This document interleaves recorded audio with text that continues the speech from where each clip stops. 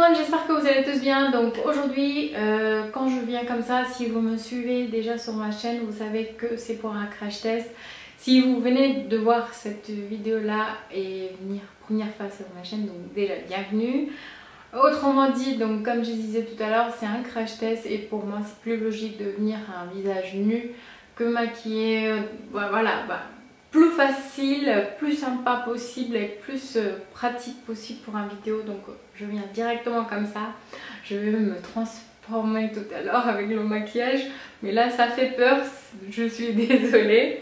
Donc voilà, je vais vous présenter le packaging de la marque de fond de teint que je présente.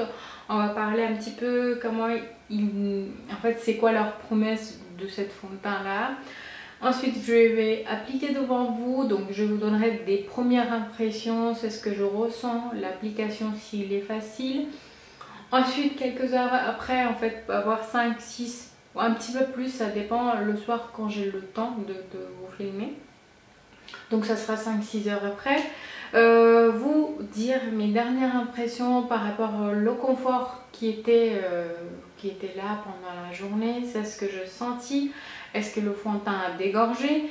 Est-ce qu'il est resté sur place? Est-ce que le zone T a commencé à briller ou pas? Donc tout ça je vous dis à la fin. Donc premier temps les premières impressions et ensuite la dernière impression finale, parce qu'on peut très bien être satisfait dès l'application, mais ça peut être le catastrophique pendant la journée, surtout quand vous avez une peau qui est soit sèche ou les plaques de sécheresse commencent à apparaître. Ça c'est un problème chez les peaux sèches.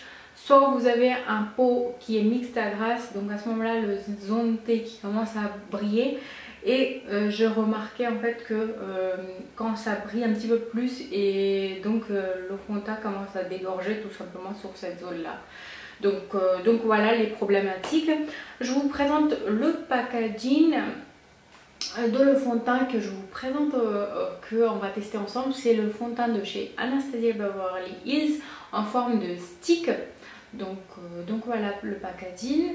Rien de extraordinaire sur le packaging. Si vous avez déjà acheté les produits sur Sephora.fr, les rouges à lèvres et tout ça sont de même packaging, à part les palettes highlighter et le palette pour les yeux.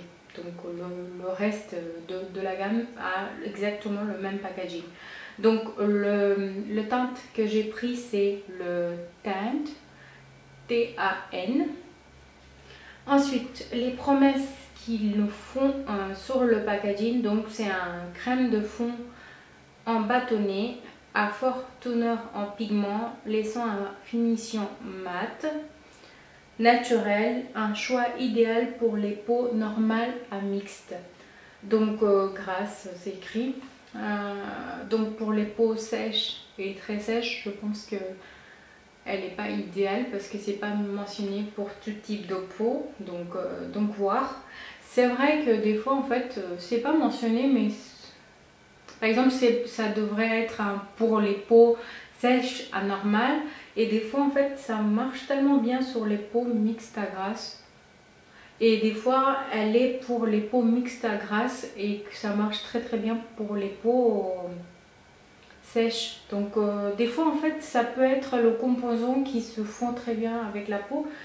À voir si vous avez testé et si ça a bien marché sur votre peau sèche, dites-moi, ça m'intéresserait.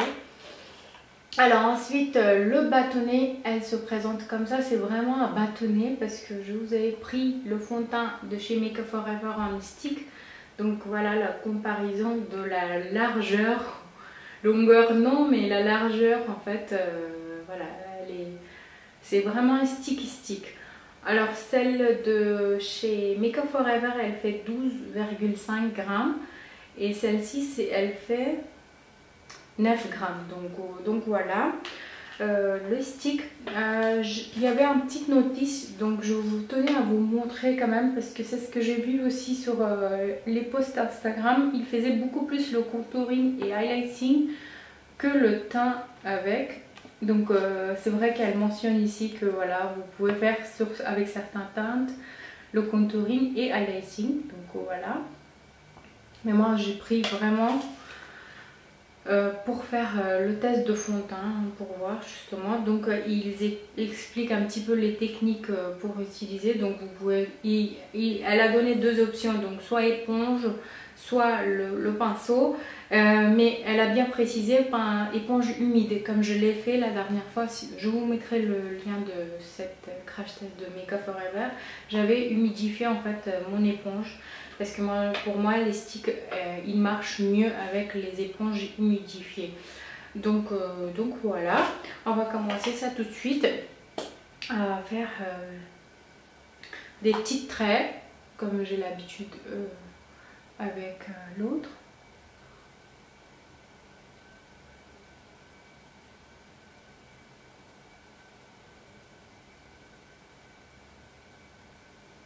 Voilà. Voici mon éponge que j'ai déjà humidifiée. Donc je commence à appliquer. Tapoter en fait.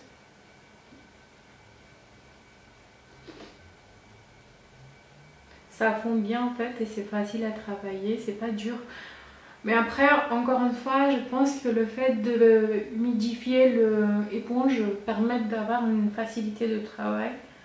Donc voilà. C'est pour ça en fait, légèrement tapotant, ça fond bien, ça se pénètre bien dans la peau. C'est pas du tout difficile à travailler.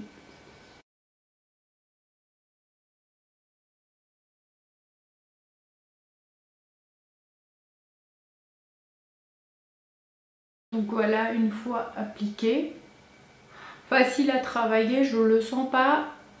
Et je vais approcher un petit peu plus pour vous montrer les petits détails.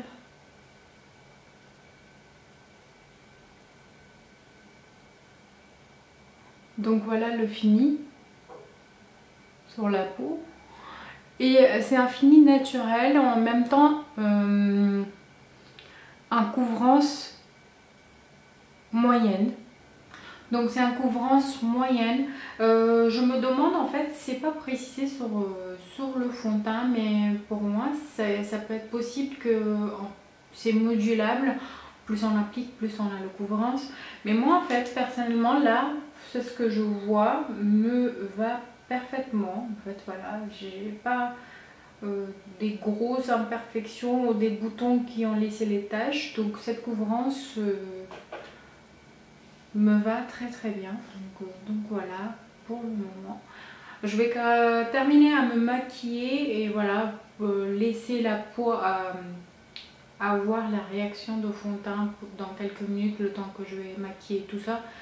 Et je vous montre le résultat une fois maquillage terminé. Donc à tout à l'heure. Donc voilà, une fois maquillée, ça donne ça. Je suis pas mal satisfait de le rendu qu'il donne pour l'instant. Niveau confort, c'est très agréable, voilà, c'est-à-dire je le sens pas que j'ai appliqué quelque chose. Donc sur le peau, c'est voilà, c'est très agréable.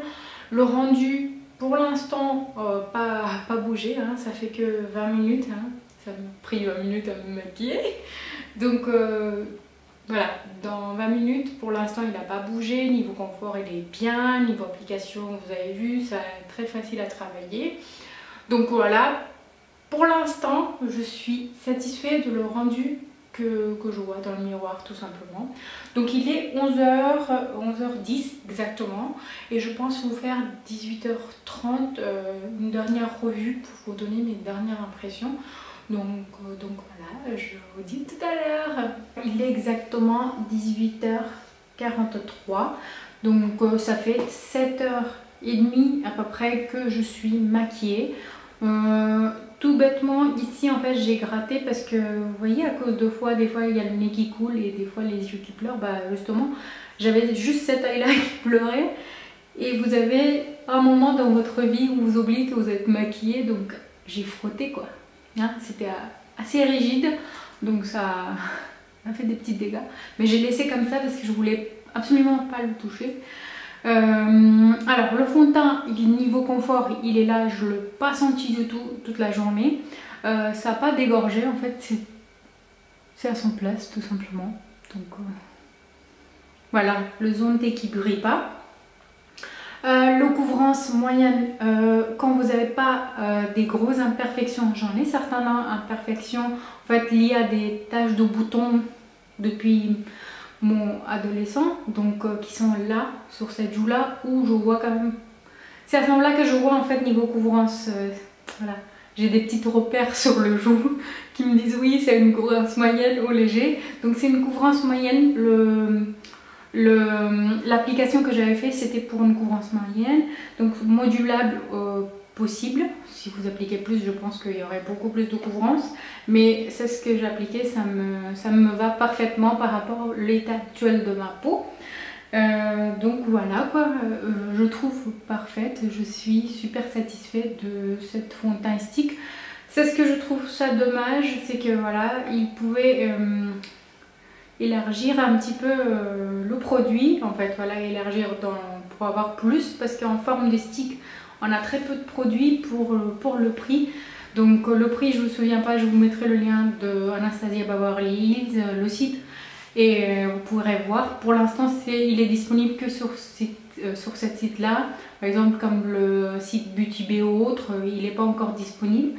Donc voilà, je vous mettrai comme ça, vous verrez le prix. Donc voilà quoi. Et si vous demandez, parce que tout à l'heure j'ai oublié de dire, j'avais bien mis mon base de maquillage avant d'appliquer le fond de teint, hein, parce que autrement dit, je pense que même le fond de teint il doit être bon. Si on n'a pas de base, j'aurais eu des petits craquements. Donc voilà, j'espère que cette vidéo vous aura plu et vous aura aidé à faire le choix si vous êtes en train de pencher sur le fond de teint Anastasia Beverly Hills. Donc voilà, je vous dis à très bientôt, bisous.